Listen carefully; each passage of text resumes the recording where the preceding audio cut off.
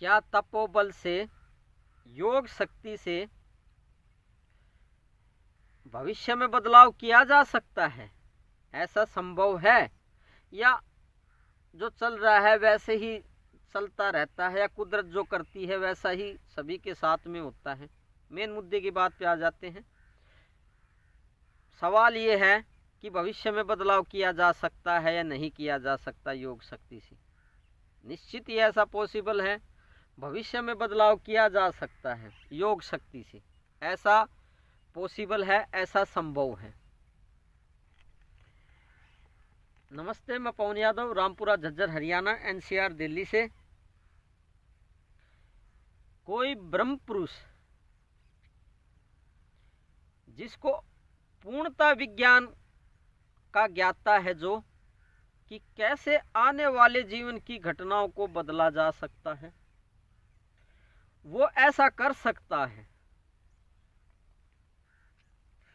अब ये कैसे पॉसिबल है, इसके पीछे विज्ञान क्या काम करता है? इसके पीछे विज्ञान ये काम करता है कि जो कुछ इस भौतिक जगत में घटनाएं घटित हो रही हैं, वे सभी भौतिक घटनाएं कारण जगत, एक बारीक जगत है, माइक्रो यूनिवर्स है। इस हवा में ही एक बारीक जगत और है, दूसरा जगत और है, या सूक्ष्म जगत कह लो। बारीक बारीक उसके कण होते हैं, पदार्थ होते हैं। ये तो एक मोटा जगत है, मिट्टी का, पानी का, ये जो मोटा मोटा जगत है एलिमेंट्स का। इसके अलावा बारीक बारीक और जगत हैं इस हवा में। उस कारण जगत में बदलाव करके आने वाली घटनाओं को बदला जा सकता है। कारण जगत में बदलाव करना इतना आसान नहीं है। वैज्ञानिक भी अभी इसमें पूर्णतया कामयाब नहीं हो पाए हैं, या कह लो ना के बराबर कामयाब हो पाए हैं। उनको इतने बारीक जगत का ज्ञान नहीं है, ना उन्होंने देखा है, ना उनके डिवाइस ने ऐसा देखा है।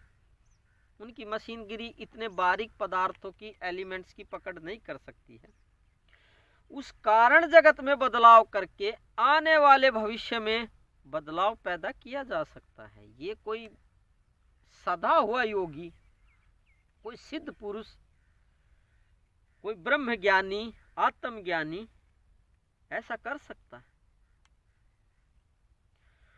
उसको इस कारण जगत का ज्ञान भी होता है। ज्ञान का मतलब वो ज्ञान नहीं किताबों में पढ़ लिया, नहीं नहीं, हकीकत में वो देखता भी है, उसमें बदलाव करने की उसे नॉलेज भी होती है, और वो बदलाव कर भी सकता है।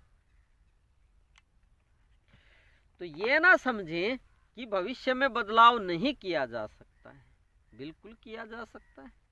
लेकिन ये कारण जगत जो होता है इतना बारीक होता है कि सभी की पहुंच वहां तक नहीं है। अब जो ब्रह्म पुरुष होता है, जिसके अंदर भगवत्ता प्रकट होती है, वो तो हर जगह विद्यमान है, हर जगह मौजूद है, विराजमान है। वो इस मोटे जगत में भी विराजमान है, वो उस बारीक जगत में, कारण जगत कहते हैं, माइक्रो यूनिवर्स कह सकते हैं, उस बारीक जगत में भी वो विराजमान है। उसकी मौजूदगी वहां पे भी है। हम सबकी तो मौजूदगी यहाँ पे है, अभी फिलहाल में तो यहीं पे है। अब उसकी मौजूदगी वहां पे है जहां से बदलाव पैदा होता है, तो बदलाव तो हो सकता है। अब संसद में या देश में ऐसा समझो कोई कानून बनाना है, तो आम आदमी तो कानून बना नहीं सकता, देश में लागू नहीं करवा सकता है वो कानून। लेकिन जिसकी पहुंच संसद में है, कोई एमपी है, कोई नेता है, कोई कैबिनेट मंत्री है, कोई प्रधानमंत्री है, उसकी पहुंच तो संसद तक होती है, राज्यसभा तक, पार्लियामेंट तक होती है। तो वो तो प्रस्ताव पारित करके, पेश करके उसको पास करवा सकता है और फिर वो कानून सारे देश में लागू हो सकता है। तो वो तो करवा सकता है, क्योंकि नेताओं की, एमपी की, इनकी पहुंच तो पार्लियामेंट तक होती है, तो वो तो कुछ कर भी सकते है ना। ये तो एक एग्जाम्पल से समझाई है बात। बाकी एक आम आदमी जो किसान है, खेत जोतता है, मजदूरी करता है, उसकी पहुंच कहाँ तक संसद तक होती है? उसकी पहुंच तो है नहीं अभी, तो कानून कैसे लागू करवा देगा पूरे देश में? कोई नया कानून बना देगा? नहीं बना सकता। तो ऐसे ही जो ब्रह्म पुरुष होते हैं वो स्वयं पूर्ण ब्रह्म परमात्मा है, उनका एक रूप और दूसरा वाला, तो वो किसी के भी भविष्य में बदलाव करने में सक्षम होते हैं, तभी वो बदलाव हो जाता है। देखा होगा कोई सिद्ध पुरुष कहता है तो बात हो जाती है। आपने भी सुना होगा, सुनते तो आप बहुत ही हैं, समाज में चलती रहती हैं ऐसी बातें। लेकिन ऐसे सिद्ध पुरुष देखने को कम मिलते हैं।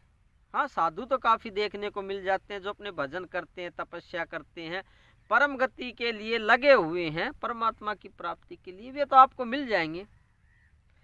क्योंकि हम लायक नहीं होते। जिस दिन हम लायक हो जाते हैं, एक सिंसियर बच्चे की तरह, जैसे एक पढ़ने वाला बच्चा होता है ना क्लास में, वो ज़्यादा बकवासबाजी नहीं करता है और गुरु की रिस्पेक्ट करता है, ज़्यादा बोलता नहीं है, और कोई समस्या होती है तो उसको समझ लेता है। लेकिन एक ना पढ़ने वाला बच्चा बोलता भी ज़्यादा है, शरारत भी ज़्यादा करता है।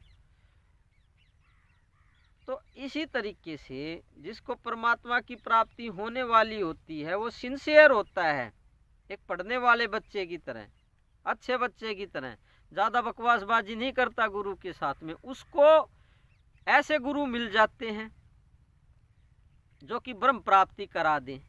बाकी ज़्यादा चतुर, ज़्यादा जबान लड़ाने वाले, ज़्यादा चंचल स्वभाव के, गुरु के कहना ना मानने वाले, मार्गदर्शन पे ना चलने वाले को जल्दी से ब्रह्म पुरुष गुरु की प्राप्ति नहीं हो पाती, क्योंकि मालिक नहीं चाहते कि अभी उन्हें भगवत्ता की प्राप्ति हो। वो ढकोसले ही करता पूरी जिंदगी रह जाता है, बातें ही करता रह जाता है, चर्चाओं में ही रह जाता है पाठ करते ही रह जाता है, जागरण करवाते ही रह जाता है कि जागरण करवाएंगे, भंडारे करते ही रह जाता है, सेवा लोगों की करते ही रह जाता है, लेकिन उसको भगवत्ता की प्राप्ति नहीं हो पाती। सिंसियर को ही गुरु के प्रति जो होता है उसको ऐसे गुरु स्वयंता ही मिल जाते हैं और वो फिर प्राप्त भी कर लेता है, गुरु करा देते हैं। तो आपको नहीं हो रही तो आप सिंसियर नहीं हैं, वो आप समझ लेना चाहिए कि क्लास में कौन से बच्चों में आपकी गिनती है। जो लफंडर बच्चे हैं शायद उनमें गिनती होगी, वैसा बिहेवियर होगा, इसलिए नहीं हो पाती है। तो ऐसा संभव है कि भविष्य में बदलाव किया जा सकता है और ऐसा सीखा भी जा सकता है गुरु सानिध्य में रह के, और भगवत प्राप्ति होने पे ऐसी विद्याएं स्वयंता ही काम करने लगती हैं, या ऐसी शक्तियां स्वयंता शिष्य के अंदर आने लगती हैं, उसको स्वयंता ही ज्ञान होने लगता है, इस विज्ञान का अपने आप ही प्रकट होने लगती हैं ये शक्तियां उसके अंदर भविष्य बदलाव करने की, उसको सीखने की भी जरूरत नहीं पड़ती वैसे आप सोचेंगे कि सीखना पड़ता होगा, ये छोटी मोटी बातें तो स्वयंता ही उसके अंदर प्रकट होने लगती हैं और बड़ी बड़ी शक्तियां अपने आप धीरे धीरे बढ़ने लगती हैं, प्रकट होने लगती हैं। तो ये जाना कि भविष्य में बदलाव कर सकते हैं या नहीं कर सकते हैं, कर सकते हैं। कोई भी भविष्य कैसा भी हो बदलाव हो सकता है, कारण जगत में बदलाव पैदा करके। तो एक और विज्ञान जाना, एक शक्ति के बारे में जाना, एक विद्या के बारे में जाना, क्वांटम फिजिक्स की गहराई जानी।